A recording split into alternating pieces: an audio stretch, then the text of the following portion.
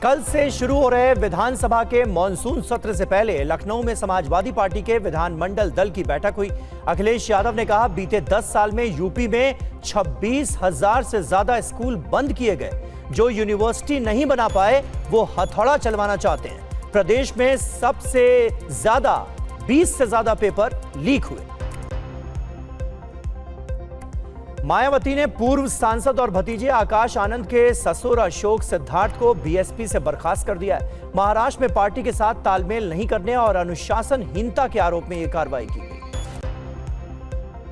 अयोध्या से समाजवादी पार्टी के सांसद अवधेश प्रसाद ने चढ़ावा चोरी पर कहा, करोड़ों लोगों की भावनाओं के साथ डकैती हुई है। सरकार डकैती करने वालों को बचाने की कोशिश कर रही है, लेकिन वो बचेंगे नहीं। राम मंदिर चढ़ावा चोरी में नई एसआईटी की जांच तेज। पूछताछ के लिए 8 अभियुक्तों के साथ 200 लोगों को नोटिस भेजा गया। धार्मिक आयोजनों का खर्च भी एसआईटी के रडार पर। अयोध्या में राजऋषि दशरथ मेडिकल कॉलेज में संदिग्ध पर्ची मिलने से हड़कंप मचा। पर्ची में विस्फोटक बनाने की जानकारी लिखे जाने का दावा। पुलिस ने एक छात्र को पूछताछ के लिए हिरासत में लिया। यूपी के मुरादाबाद में नीट की तैयारी कर रहे छात्र ने खुदकुशी की है। 12वीं में नंबर कम आने से तनाव में था छात्र, पेड़ से फंदा लटकाकर दी जान। अलीगढ़ में परिवार की शिकायत के बाद 16 साल की लड़की का शव कब्र से बाहर निकाला गया। परिवार ने हत्या की आशंका जताई थी। पोस्टमार्टम के बाद सच सामने आने की आशंका। नोएडा प्राधिकरण की फिर बड़ी लापरवाही सामने आई है। सेक्टर 123 के ग्रीन बेल्ट के खुले टैंक में गिरने से 4 साल के बच्चे की मौत हो गई है। लखनऊ में 7.5 लाख रुपए रिश्वत लेते हुए एलडीए के जूनियर इंजीनियर और सुपरवाइजर को गिरफ्तार किया गया। विजिलेंस ने 3 लोगों को पैसा लेते हुए रंगे हाथ पकड़ा। यूपीएसटीएफ को मिली बड़ी कामयाबी। पश्चिम यूपी में अवैध तमंचे बनाकर सप्लाई करने वाले गिरोह का सदस्य मेरठ से गिरफ्तार। अभियुक्त के पास से 21 अवैध असलहे बरामद। गुजरात के साबरकांठा में मानसून ने अपना रौद्र रूप दिखाया है। तेज बारिश की वजह से पहाड़ी इलाकों में पानी का बहाव इतना तेज हो गया, जिसका असर निचले इलाकों में देखने को मिला है। रिपोर्ट देखिए। ये साबरकांठा की तस्वीर है, जहां पहाड़ी इलाकों में पिछले 24 घंटों में लगातार तेज बारिश हो रही है। बरसते पानी ने इन इलाकों में कहर ढा दिया है। हालात ये है कि सड़कों पर नदी पूरे आवेग में बह रही है। देखिए, एक पार्किंग पूरी तरह पानी में डूब गई। इसी वजह से खड़ी ये गाड़ी पानी में एक समान की तरह बहती दिखी। ये एक खौफनाक दृश्य है, जहां कार पानी के तेज बहाव में बेसहारा बहने लगी। पानी का रौद्र रूप कार को हल्के फुल्के खिलौने की तरह अपने साथ खींच ले जा रहा है। पल भर का ये दृश्य किसी एनिमेशन का चमत्कार नहीं है, बल्कि तेज बारिश के साथ साबरकांठा की सच्चाई है। पहाड़ी इलाकों में तेज बारिश की वजह से नदी और नाले उफान पर हैं। तेज ढलान वाले इलाकों में पानी का बहाव इतना विकराल हो गया है कि सड़कें और पार्किंग पानी से भर गए हैं। स्थानीय प्रशासन ने लोगों को सतर्क रहने की अपील की है। एसडीआरएफ और फायर ब्रिगेड की टीम ने राहत और बचाव कार्य शुरू कर दिया। पानी निकालने के लिए व्यवस्था की जा रही है। अभी तक किसी के हताहत होने की खबर नहीं, लेकिन नुकसान काफी बड़ा है। वहीं गुजरात के सुरेंद्रनगर में एक हादसा होते होते टल गया। रेलवे नहर में अचानक तेज पानी का बहाव शुरू हुआ और दर्जनों लोग पानी में फंस गए। ध्रांगध्रा शहर के अंबेडकर नगर इलाके के पास रेलवे नहर, जहां रोजाना सैकड़ों लोग पैदल आते जाते हैं, लेकिन अचानक ऊपर से पानी की तेज बहाव के आने की वजह से इस जगह का मंजर ही बदल गया है। नहर का पानी इतनी तेजी से बढ़ा कि इस पर से गुजर रहे पानी में लोग फंस गए। आसपास चीख पुकार मच गई। कुछ लोग पानी के तेज बहाव में बैलेंस बनाए रखने की कोशिश कर रहे थे, तो कुछ डूबने की कगार पर थे। ऐसे में स्थानीय लोगों ने मदद का हाथ बढ़ाया। करीब 50 लोगों को इन रस्सियों के सहारे सुरक्षित निकाला गया। बुजुर्ग, महिलाएं और बच्चे सब इस हादसे में फंसे, लेकिन स्थानीय युवाओं और आम लोगों के टीम वर्क ने सबकी जान बचा ली। देखिए कैसे ये लोग नहर के उफनते पानी में मदद के लिए उतरे। इस पर रेस्क्यू अभियान में प्रशासन या किसी सरकारी मदद की जरूरत नहीं पड़ी। स्थानीय लोगों ने अपनी समझ और हिम्मत से इस मुश्किल काम को अंजाम दिया। ध्रांगध्रा के इन नायकों की तस्वीर सामने आने के बाद इनकी खूब तारीफ हो रही है। गुजरात के सुरेंद्रनगर में तेज बारिश के बाद बिगड़े हालात की एक और तस्वीर आपको दिखाते हैं।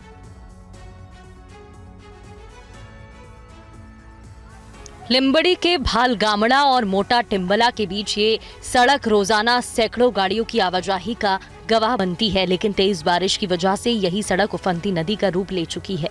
इसी नदी बनी सड़क पर एक कार फंस गई। क्षण भर में कार का संतुलन बिगड़ गया और वो पानी की धारा के साथ बहने लगी। ड्राइवर गाड़ी के अंदर ही फंसा हुआ दिख रहा है, लेकिन गनीमत रही कि आसपास से गुजर रहे स्थानीय लोगों ने तुरंत कार की ओर दौड़ लगाई। लोगों ने मिलकर कार को पानी की धारा में बहने से रोका। घटना में किसी भी तरह की जनहानि नहीं हुई। स्थानीय लोगों की सूझबूझ ने एक बड़े हादसे को टाल दिया। ये घटना एक बार फिर चेतावनी दे रही है कि जिस सड़क पर आप रोजाना तेज रफ्तार से गाड़ी चलाते हैं, वही सड़क बारिश में घातक बन सकती है, जैसा कि इस शख्स के साथ हुआ। पानी में डूबी सड़क का अंदाजा लगाना बेहद मुश्किल होता है। नीचे पानी की गहराई ज्यादा हो सकती है और बहाव इतना तेज कि गाड़ी का कंट्रोल छूट जाए।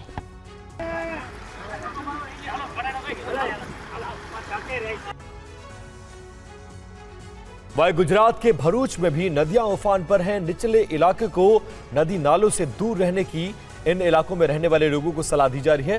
ये पूरी रिपोर्ट दिखाते हैं आपको। भरूच में करजन नदी की इस तेज धारा को आप देखिए, जो इतनी विकराल हो गई है कि देखने वाले भी सख्ते में आ जाए। मानसून के सामान्य दिनों में ये जगह पर्यटकों और प्रकृति प्रेमियों के लिए आकर्षण का केंद्र होती है। लोग दूर दूर से देखने और सेल्फी लेने के लिए आते हैं, लेकिन लगातार बारिश के बाद अब नजारा बहुत अलग है। नदी का पानी इतनी तेजी के साथ बह रहा है कि इसके आसपास खड़ा होना भी जानलेवा साबित हो सकता है।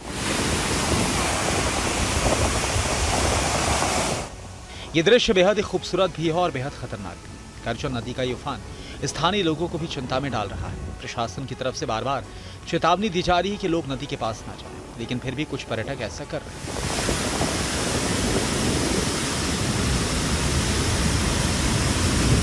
जिला प्रशासन और स्थानीय पुलिस ने इस जगह पर पर्यटकों की आवाजाही पर नजर रखने का निर्देश दिया है और नदी के बढ़ते जलस्तर की वजह घनीखुट झरने के आसपास का इलाका संवेदनशील माना जा रहा है। पहले भी मानसून के दौरान इलाके में कई दुर्घटनाएं हो चुकी हैं।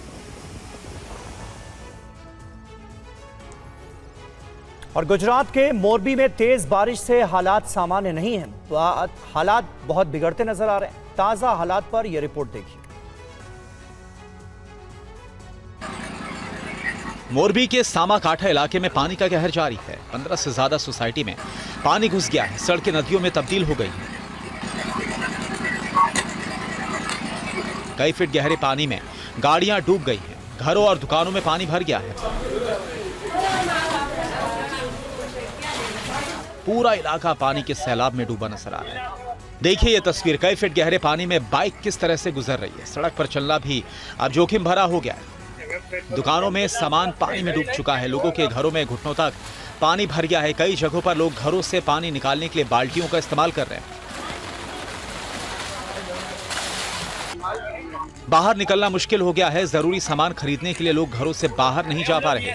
सामाकाठा इलाके में अभी भी पानी की निकासी नहीं हो पाई है और इसकी वजह से लोगों की सबसे बड़ी समस्या बिजली और खाने पीने की है। कई घरों में पानी घुसने से बिजली के उपकरण भी खराब हो गए। वहीं जम्मू कश्मीर के बांदीपोरा में बादल फटने से तबाही मची है। पूरी खबर इस रिपोर्ट में देखिए। बांदीपुरा में ऊंचे इलाकों में बादल फटने से अचानक से बाढ़ आ गई। मालपुरा, सदरकूट, बाला समेत कई गांव में बाढ़ जैसे हालात बन गए। कोहिस्तान कॉलोनी में दर्जनों घर पानी में डूब गए, जिससे कि स्थानीय लोगों में हड़कंप मच गया है। अचानक से आए तेज पानी के बहाव ने निचले इलाकों को तबाह कर दिया। ऊंचाई वाले इलाकों से पानी की तेज धार नीचे की ओर आई है, जिससे सड़कें, खेत, रिहायशी इलाके जलमग्न हो गए। कोहिस्तान कॉलोनी के लोगों को घरेलू सामान को सुरक्षित जगहों पर शिफ्ट करना पड़ा। बांदीपुरा श्रीनगर राष्ट्रीय राजमार्ग भी बाढ़ से प्रभावित है। कई जगहों पर पानी सड़क पर बह रहा है, जिससे वाहनों की आवाजाही ठप है। ड्राइवर्स को इस हिस्से से गुजरते समय बेहद सावधानी बरतने की सलाह दी गई है। फिलहाल जानमाल की किसी नुकसान की खबर नहीं है। बांदीपुरा के इन इलाकों में पिछले कुछ सालों में बादल फटने की घटनाएं बढ़ी हैं, जिससे कि किसानों और आम नागरिकों को भारी नुकसान का सामना करना पड़ रहा है। मौसम विभाग ने आने वाले दिनों में कुछ इलाकों में तेज बारिश की संभावना जताई। जम्मू कश्मीर के कई इलाकों में तेज बारिश हो रही है। ताजा हालात पर आप देखिए रिपोर्ट।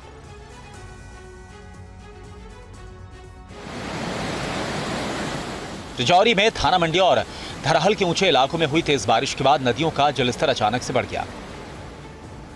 पहाड़ों से आ रहे पानी की तेज धार ने नदियों को फान पर ला दिया। प्रशासन ने निचले इलाकों में अलर्ट जारी किया है। श्रीनगर शहर भी बारिश की मार झेल रहा है। शहर के कई हिस्सों में तेज बारिश के बाद जलभराव के हालात बन गए। सड़कों पर पानी जमा होने से आवाजाही प्रभावित है। 19 जुलाई को अचानक आई बाढ़ ने राजौरी पुंछ नेशनल हाईवे को सबसे ज्यादा नुकसान पहुंचाया। हाईवे के कई हिस्सों पर भूस्खलन हुआ, जिससे यातायात ठप हो गया। बीआरओ की टीमें युद्ध स्तर पर काम कर रही हैं। मलबा हटाने का काम तेजी से चल रहा है ताकि हाईवे को जल्द से जल्द यातायात के लिए खोला जाए। मौसम विभाग ने अगले कुछ दिनों तक जम्मू कश्मीर के कई इलाकों में तेज बारिश की संभावना जताई। प्रशासन ने नदी किनारे रहने वाले लोगों को सतर्क रहने की सलाह दी है। साथ ही पर्यटकों से बारिश के दौरान पहाड़ी इलाकों में जाने से बचने के लिए भी कहा गया है। और वहीं उत्तराखंड के रुद्रप्रयाग में पिछले कई घंटों से तेज बारिश ने आम जनजीवन को बुरी तरह से प्रभावित किया है। एक रिपोर्ट दिखाते हैं आपको। रुद्रप्रयाग में लगातार पानी बरस रहा है और जहां देखिए वहां पानी ही पानी है। जिले के कई इलाकों में नदियां, गधेरा और मौसमी नाले उफान पर हैं। खासतौर पर जिला मुख्यालय में जलधारा पुनन गधेरा का जल स्तर तेजी से बढ़ गया है। तेजी से बढ़ते जल स्तर से स्थानीय लोगों में दहशत है, बेचैनी है। नदियों के किनारे बसे घरों में रहने वाले लोग चिंतित हैं। कई जगहों पर जल निकासी के रास्ते ब्लॉक हैं। इससे सड़क पर पानी भर गया है। छोटी छोटी गलियों में तेज पानी बह रहा है। जिला प्रशासन और नगर पालिका की टीमें संवेदनशील इलाकों में निगरानी कर रही हैं। अधिकारियों ने लोगों से अपील की है कि वो नदियों, नालों और खतरनाक इलाकों से दूर रहें। मौसम विभाग ने अगले 24 से 48 घंटों में इस इलाके में तेज बारिश की संभावना जताई है। ऐसे में प्रशासन ने सभी संबंधित विभागों को अलर्ट मोड पर रखा है। रुद्रप्रयाग में बारिश का ये सिलसिला जारी रहा तो नुकसान की आशंका बढ़ सकती है। प्रशासन लगातार लोगों से सतर्क रहने की अपील कर रहा है। और केरलम में बारिश ने तबाही मचा रखी है। आईएमडी ने कई जिलों के लिए रेड अलर्ट जारी किया है। ताजा हालात के लिए ये रिपोर्ट देखिए। केरलम में पिछले करीब 24 घंटों से लगातार हो रही बारिश ने पूरे राज्य को तबाही के मुहाने पर लाकर खड़ा कर दिया है। रिहायशी इलाके, बाजार और सड़कों पर पानी ही पानी है। गाड़ियां कई फीट गहरे पानी में फंस गई हैं या डूबती नजर आ रही हैं। सबसे ज्यादा प्रभावित जिलों में मलप्पुरम, कोट्टायम और पथानामथिट्टा शामिल है। मलप्पुरम की तस्वीरें देखिए, जहां सड़कें नदियों में तब्दील हो चुकी है। रिहायशी इलाकों में घरों के बीच पानी भरा हुआ है। बाजार पूरी तरह से जलमग्न है। गाड़ियां मजबूरन कई फीट गहरे पानी से गुजर रही हैं। कई जगहों पर गाड़ियां डूबी हुई दिख रही हैं। तेज बारिश की वजह से नदी और नाले उफान पर हैं। मलप्पुरम के कोंडोट्टी और थिरुवाली इलाकों में कुछ घर पूरी तरह से ढह गए हैं। मलप्पुरम समेत कई जिलों में सड़कें बंद हैं और यातायात ठप। मौसम विभाग ने अगले कुछ दिनों में तेज बारिश की चेतावनी दी है। कई डैमों का जलस्तर खतरे के निशान को पार कर गया है। कई जिलों में रेड और ऑरेंज अलर्ट जारी है।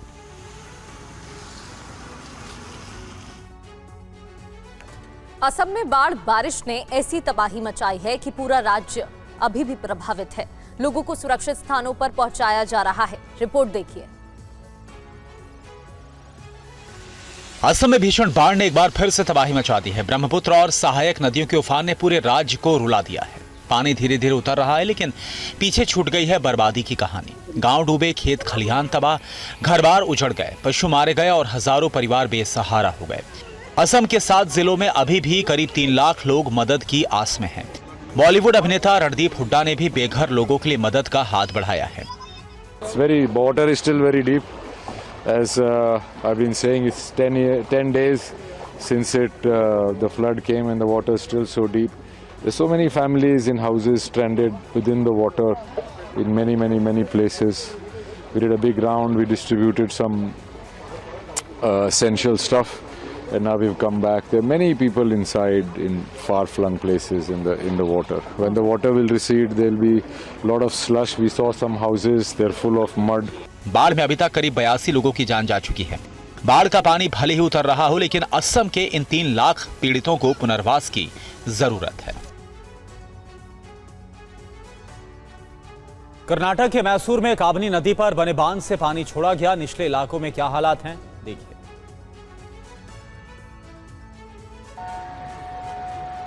कर्नाटक के मैसूर में काबनी बांध में पानी का बहाव तेजी के साथ बढ़ गया। नदी किनारे रहने वाले लोगों को सुरक्षित स्थानों पर जाने की सलाह दी गई। कावेरी जल बंटवारे के तहत तमिलनाडु में करीब 25,000 क्यूसेक पानी छोड़ा गया।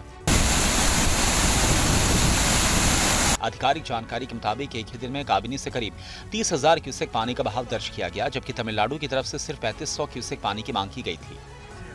अचानक बड़े जल प्रवाह से कावेरी नदी बेसिन में बाढ़ जैसे हालात बन सकते हैं। कर्नाटक, तमिलनाडु और पुडुचेरी के नदी किनारे बसे गांव और इलाकों में रहने वाले लोगों को सतर्क रहने और ऊंचे स्थानों पर शिफ्ट होने की सलाह दी गई है। स्थानीय प्रशासन ने राहत और बचाव टीमें तैयार रखी हैं।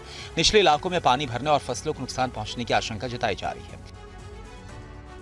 केरल से लेकर तमिलनाडु तक नदियों पर नजर रखी जा रही है। राहत कार्यों के साथ साथ फसल के नुकसान का भी आकलन किया जा रहा है।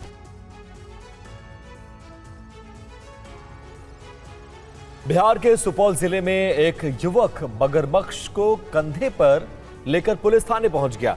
पुलिस कर्मियों ने मगरमच्छ मिलने की सूचना वन विभाग को दी, जिसके बाद उसे नदी में छोड़ा गया है। रिपोर्ट देखिए।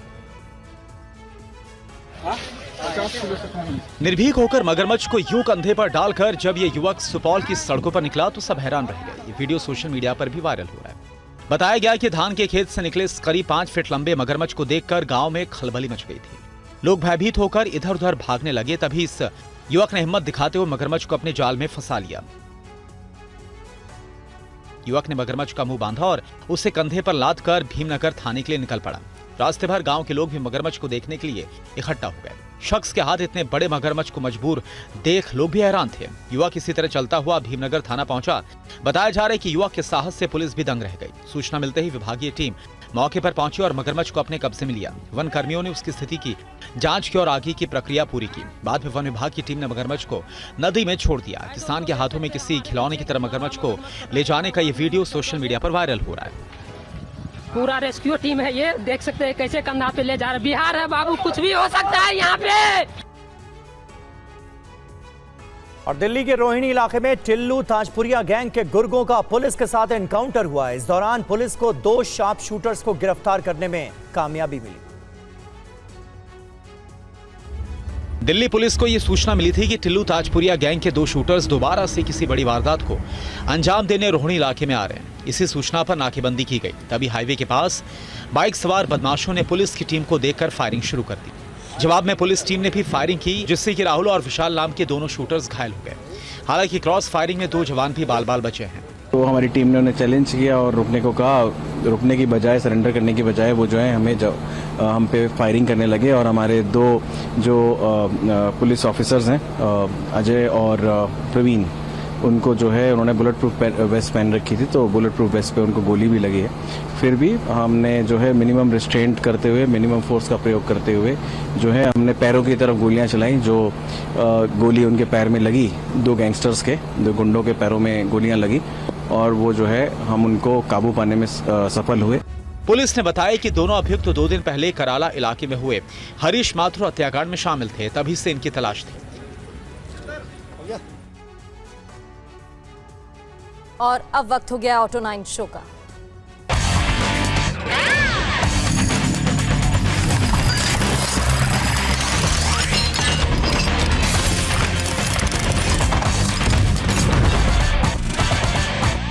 नमस्कार, स्वागत है आप सभी का टीवी 9 भारतवर्ष पर। आप इस वक्त देख रहे हैं द ऑटो 9 शो। मैं हूं आपका होस्ट नंद कुमार नायर और आज का show is going to be really different. आज के शो में एक मुलाकात टोयोटा के 9 जनरेशन हाइलेक्स के साथ, उसके बाद किया की नई ईवी सिरोस का टेस्ट ड्राइव और आखिरी में होंडा का पूरा प्रीमियम स्कूटर्स एंड बाइक्स का गेम प्लान जो उड़ा देगा आपके होस्ट। लेकिन शुरुआत स्पीड न्यूज के साथ। भारतीय एसयूवी बाजार में एक और बड़ा मुकाबला शुरू होने वाला है। किया इंडिया ने अपनी प्रीमियम 7 सीटर एसयूवी सोरेंटो का टीजर जारी कर दिया है और इसकी भारत एंट्री इस फेस्टिवल सीजन में होने की पुष्टि कर दी गई है। उम्मीद है कि भारत में ये एसयूवी हाइब्रिड पावर ट्रेन के साथ आएगी। सोरेंटो सीधे तौर पर Toyota Fortuner, MG Gloster, jeep meridian जैसी बड़ी एसयूवीज को चुनौती दे सकती है। किया के लिए ये प्रीमियम सेगमेंट में अब तक का सबसे बड़ा दांव। कार सेफ्टी को लेकर एक बड़ी खबर, टाटा पंच ईवी ने एक बार फिर भरोसा जीता। फेसलिफ्ट पंच ईवी को भारत एनकैप क्रैश टेस्ट में पूरे 5 स्टार सेफ्टी रेटिंग मिली है। इस इलेक्ट्रिक एसयूवी ने एडल्ट ऑक्यूपेंट प्रोटेक्शन में 32 में से 31.9, चाइल्ड प्रोटेक्शन में 49 में से 45 अंक हासिल किए। यानी पंच ईवी अब भी देश की सबसे सुरक्षित गाड़ियों में से एक है। ऑडी ने अपनी नई फ्लैगशिप एसयूवी Q9 से पर्दा उठा दिया है। ये कंपनी की अब तक की सबसे बड़ी और सबसे लग्जरी एसयूवी होगी, जो मर्सिडीज GLS, BMW X7 जैसी गाड़ियों को टक्कर देगी। नई Q9 में 6 और 8 सिलेंडर इंजन विकल्प मिलेंगे, साथ ही high end technology, premium cabin और 3 रो सीटिंग इसका बड़ा आकर्षण होंगे। फिलहाल भारत लॉन्च की पुष्टि नहीं हुई, लेकिन लग्जरी एसयूवी सेगमेंट में इसकी एंट्री का इंतजार अब शुरू हो चुका है। इलेक्ट्रिक टू व्हीलर बाजार में एक नया खिलाड़ी उतरा है। एवोर ES इलेक्ट्रिक मोटरसाइकिल भारत में 1.25 लाख की शुरुआती कीमत पर लॉन्च हुई। कंपनी का दावा है यह बाइक रोजाना शहर में चलने वाले ग्राहकों को ध्यान में रखकर तैयार की गई है। इसमें मॉडर्न डिजाइन, डिजिटल फीचर्स और कम रनिंग कॉस्ट का फायदा मिलेगा। बढ़ते EV बाजार में एवोर EX किफायती इलेक्ट्रिक बाइक सेगमेंट में चुनौती पेश कर सकती है। टोयोटा हाइलैक्स ये वो नाम है जो कि डिमांड में नहीं, डिपेंडेबिलिटी में शायद पूरी दुनिया में सबसे ज्यादा मशहूर है। 198 कंट्रीज में 28 मिलियन से ज्यादा गाड़ियां इस हाइलैक्स की बिक चुकी हैं। भारत में स्टोरी थोड़ी उल्टा है। महीने की करीब 60-70 यूनिट ही बिकती हैं, लेकिन 60-70 लाख होंगे जो कि हाइलैक्स के बारे में रोज जानना चाहते होंगे, क्योंकि this is not a lifestyle vehicle. अगर कोई एक गाड़ी की हम बात करें ना, जो कि फार्मर्स, माइनिंग, आर्किटेक्चर्स या फिर एक्सप्लोरेशन करने वाले सभी भरोसा करते हैं, ये वर्ड ना भरोसा इस हाइलैक्स के साथ पूरी दुनिया में सबसे ज्यादा फिट होता है। नए अवतार में आ गई है इंडियन मार्केट में। ये इसका 9th जनरेशन है जो कि आप इस वक्त देख रहे हैं। इसमें बहुत सारे चेंजेस हैं। सबसे बड़ा चेंज इसका जो डिजाइन है वो बदल दिया गया है। कीमत जो है 32 लाख से शुरू होती है। एक्स शोरूम 3 इसके वेरिएंट दिए गए हैं और इसका जो टॉप वेरिएंट है उसकी कीमत है 36.65 लाख एक्स शोरूम।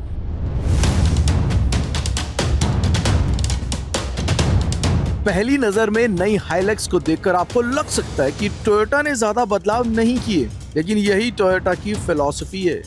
ये हर नई गाड़ी में रिवोल्यूशन नहीं, इवोल्यूशन करती है। सामने नए हेक्सागोनल ग्रिल, ज्यादा चौड़ा और मजबूत दिखने वाला बम्पर और LED हेडलैम्प्स, और साथ में नए एलॉय व्हील्स इसे पहले से ज्यादा प्रीमियम बनाते हैं। Its body on ladder frame, उसमें कहीं कोई तब्दीली नहीं है। पेलोड कैपेसिटी जो है इसकी वो 500 किलोग्राम की पेलोड कैपेसिटी है जो कि यहाँ पे मिलेगी। टोयोटा की सेम नाइस बैजिंग, हाइलैक्स की बैजिंग जो है उसको उसी तरह से किया गया, लेकिन टेल गेट को पूरा रीडिज़ाइन कर दिया गया है। अब आपको C शेप लाइट से जो कि यहाँ पे दिख रही हैं वो भी स्लीक। इन टोटल डिज़ाइन में वो जो छाप है ना वो बिल्कुल बरकरार है। हाँ, सब कुछ थोड़ा स्लीक कर दिया गया, सब कुछ थोड़ा प्रीमियम कर दिया गया।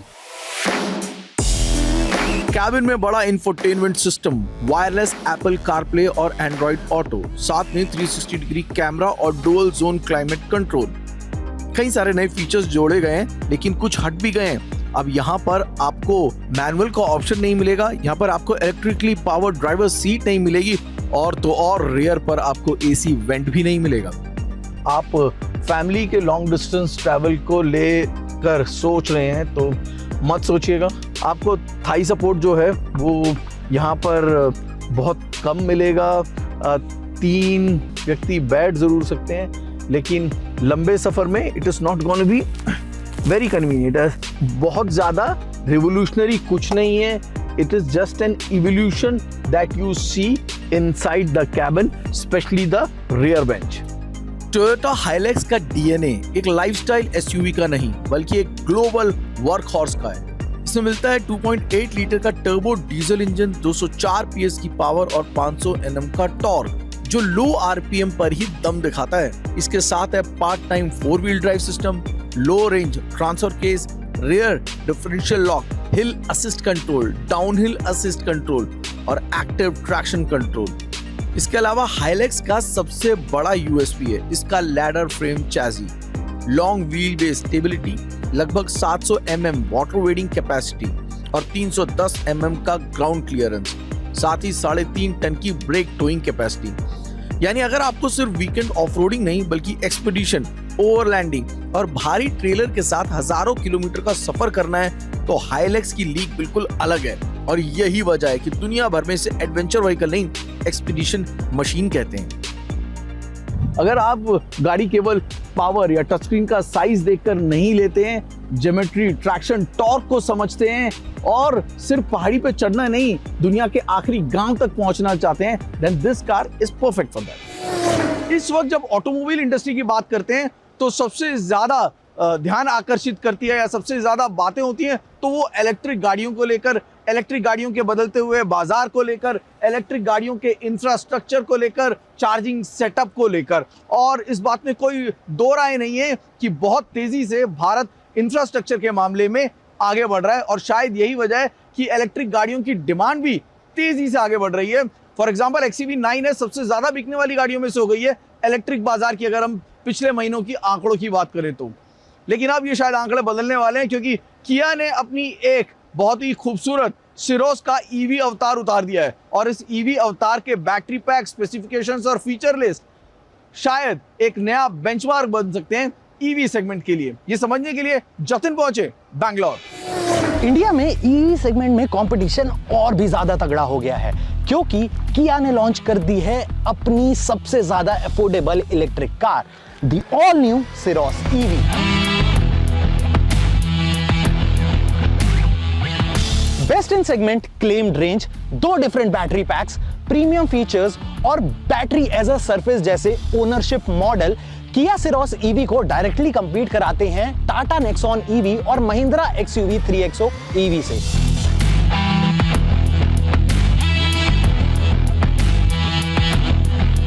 अगर EV की दुनिया में कोई SUV कहे मैं भी फैमिली कार हूं और टेक्नोलॉजी का शोरूम भी, तो उसका नाम है सिरोस EV। डिजाइन की बात करें तो सिरोस EV अपने आइस सिबलिंग से अलग दिखने की पूरी कोशिश करती है। Close grill, EV specific bumpers और एरोडायनामिक एलॉय व्हील्स इसे एक फ्रेश आइडेंटिटी देते हैं। इसका बॉक्सी और अपराइट स्टैंड इसे रोड पर मिनी SUV वाली प्रेजेंस देता है। हाँ, अगर आपको नेक्सॉन EV या XUV 3XO EV जैसी स्पोर्टी और मस्कुलर स्टाइलिंग पसंद है तो सिरोस EV थोड़ी स्क्वायर माइंडेड जरूर लग सकती है, लेकिन असली गेम कैबिन के अंदर शुरू होता है। Dual 12.3 inch screen, panoramic sunroof, ventilated seats, Harman Kardon audio system, level 2 ADAS और V2L जैसे फीचर्स तो हैं ही, लेकिन इसकी सबसे बड़ी USP है इसका रियर सीट एक्सपीरियंस। सिरोस EV की हाइट और प्रैक्टिकल कैबिन इसे फैमिली बायर्स के लिए एक स्ट्रॉन्ग ऑप्शन बनाते हैं। ड्राइव पर निकलते ही समझ आ जाता है कि ये किया ने इसे रेस ट्रैक के लिए नहीं बल्कि इंडियन रोड्स के लिए ट्यून किया है। पावर डिलीवरी काफी स्मूथ है, रिफाइनमेंट इंप्रेसिव है और सिटी ट्रैफिक में ये उतनी ही कंफर्टेबल लगती है जितनी संडे आफ्टरनून की एक लंबी नींद।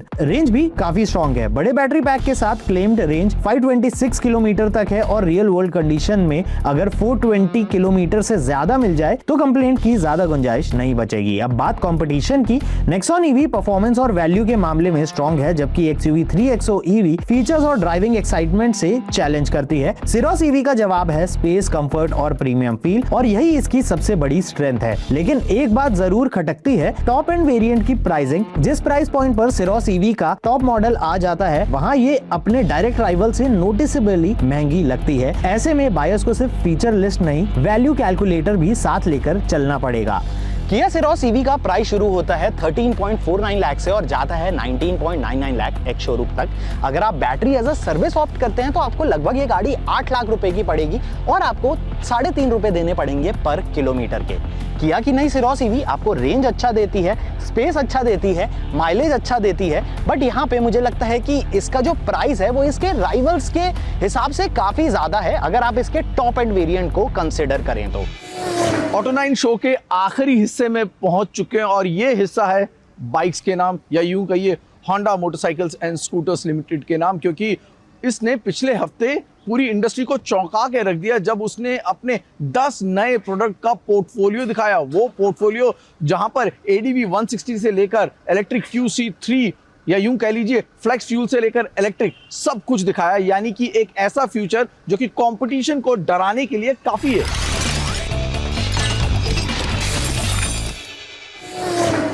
तो हम हैं होंडा टू व्हीलर के प्रेस मीट पर, जहां पे होंडा ने शोकेस करी हैं अपनी upcoming bikes, adventure motorcycles, electric scooters, जो कि आने वाले समय में ये इंडियन मार्केट में लॉन्च करने वाले हैं।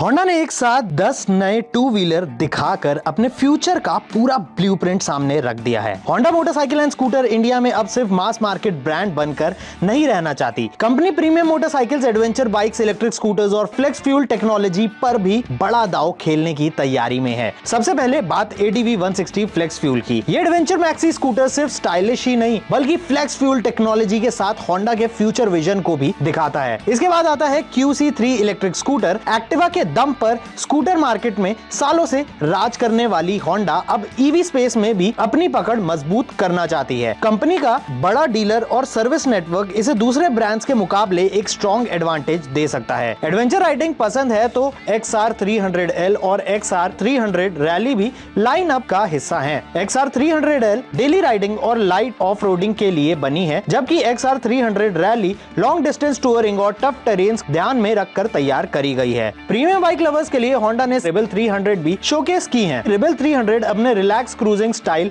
और होंडा की E-क्लच टेक्नोलॉजी के साथ अलग आइडेंटिटी बनाने की कोशिश करेगी। इसके साथ ही होंडा ने अपनी पॉपुलर CB350 रेंज को भी अपडेट किया है। इससे साफ है कि कंपनी नए कस्टमर्स के साथ साथ अपने एग्जिस्टिंग बायर्स को भी इक्वल इंपॉर्टेंस दे रही है। ओवरऑल देखा जाए तो होंडा का मैसेज बिल्कुल क्लियर है। कंपनी अब सिर्फ कम्यूटर बाइक्स और स्कूटर्स तक सीमित नहीं रहना चाहती। EV हो, फ्लेक्स फ्यूल हो, एडवेंचर मोटरसाइकिल हो या प्रीमियम बाइक्स, होंडा हर बड़े सेगमेंट में अपनी स्ट्रॉन्ग प्रेजेंस बनाने की तैयारी कर रही है। तो ये था होंडा टू व्हीलर्स का अपकमिंग मोटरसाइकिल और स्कूटर लाइनअप, जो कि आप बहुत जल्द इंडिया की सड़कों पे देखने वाले हैं।